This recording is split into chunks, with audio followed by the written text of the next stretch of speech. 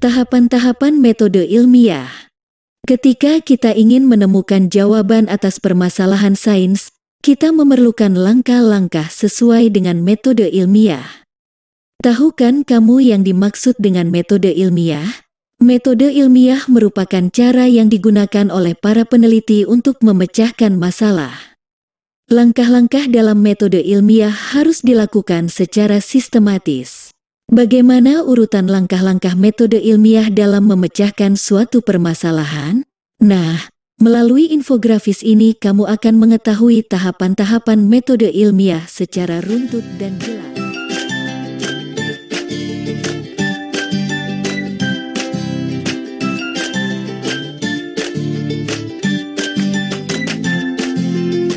Perumusan masalah bertujuan untuk memperjelas batasan masalah yang akan diselesaikan. Penulisan perumusan masalah dalam bentuk kalimat tanya yang jelas dan mudah dimengerti. Rumusan masalah yang dibuat harus dapat diuji untuk menjawab pertanyaan tersebut. Judul percobaan: menyelidiki pengaruh air kelapa terhadap pertumbuhan tanaman. Rumusan masalah: apakah air kelapa berpengaruh terhadap pertumbuhan tanaman? Apakah terdapat perbedaan antara tanaman yang disiram menggunakan air kelapa dengan tanaman yang disiram menggunakan air biasa? Pengumpulan informasi bertujuan memperoleh pengetahuan dan informasi, baik berupa teori, konsep, maupun hasil penelitian yang sesuai dengan masalah yang diteliti. Informasi atau data diperoleh dari kegiatan observasi atau studi literatur seperti jurnal ilmiah atau penelitian-penelitian yang sudah ada sebelumnya. Untuk memperoleh pertumbuhan tanaman yang baik diperlukan penggunaan bahan organik dan kebutuhan air yang cukup untuk tanaman. Penggunaan bahan organik juga bermanfaat untuk mengurangi penggunaan pupuk anorganik. Air kelapa dapat dimanfaatkan sebagai pengganti pupuk anorganik untuk meningkatkan pertumbuhan tanaman.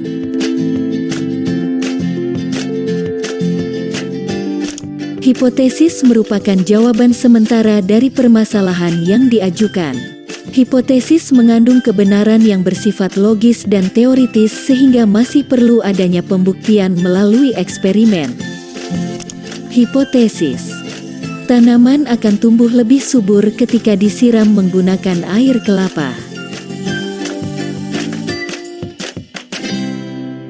Hipotesis yang diajukan harus diuji kebenarannya dengan melakukan eksperimen. Sebelum melakukan eksperimen, alat dan bahan yang digunakan ditentukan terlebih dahulu. Dalam melakukan eksperimen perlu menentukan variabel. Variabel eksperimen dibagi menjadi 3 jenis, yaitu variabel bebas, variabel terikat, dan variabel kontrol. Alat dan bahan: 1. 2 pot yang sama ukurannya diberi tanda pot A dan pot B. 2. 2 tanaman yang sama jenis dan ukurannya. 3. Air kelapa. 4. Air biasa. 5. Tanah. 6. Pupuk. 7. Alat tulis. Cara kerja: 1. Pot A dan pot B masing-masing diisi dengan tanah, pupuk, dan tanaman. 2. Perlakuan tanaman pada pot A disiram menggunakan air biasa setiap hari.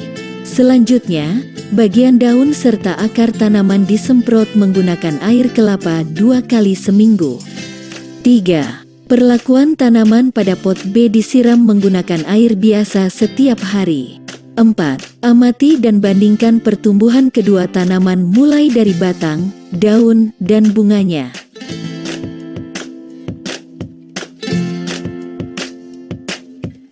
Di tahapan ini, data-data yang telah diperoleh dari hasil percobaan dicatat dan diolah ke dalam bentuk grafik atau diagram sehingga mudah untuk dianalisis. Selanjutnya, data olahan tersebut dibandingkan dengan teori, fakta, dan konsep yang ada di literatur. Analisis data. Tanaman pada pot A tumbuh dengan subur pada keseluruhan bagian batang, daun, dan bunganya.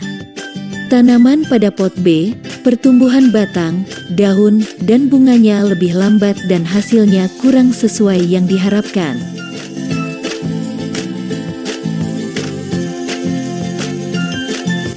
Penarikan kesimpulan harus mengacu pada hasil eksperimen tanpa adanya pengaruh pendapat pribadi.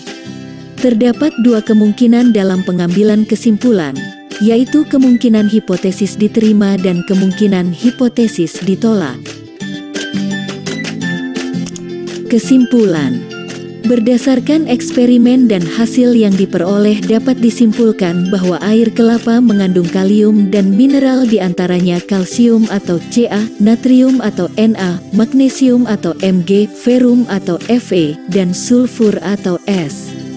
Kandungan tersebut sangat bermanfaat bagi pertumbuhan tanaman. Selain itu, air kelapa mengandung hormon alami yaitu auksin dan sitokinin yang berperan memacu pembelahan sel-sel tanaman menjadi tunas dan akar sehingga menghasilkan pertumbuhan tanaman yang lebih subur.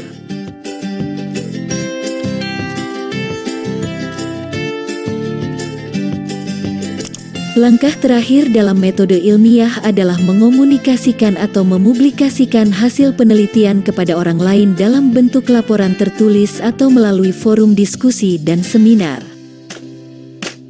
Laporan praktikum berisi judul percobaan, tujuan percobaan, hipotesis, alat dan bahan, variabel dalam percobaan, langkah percobaan, dan hasil pengamatan.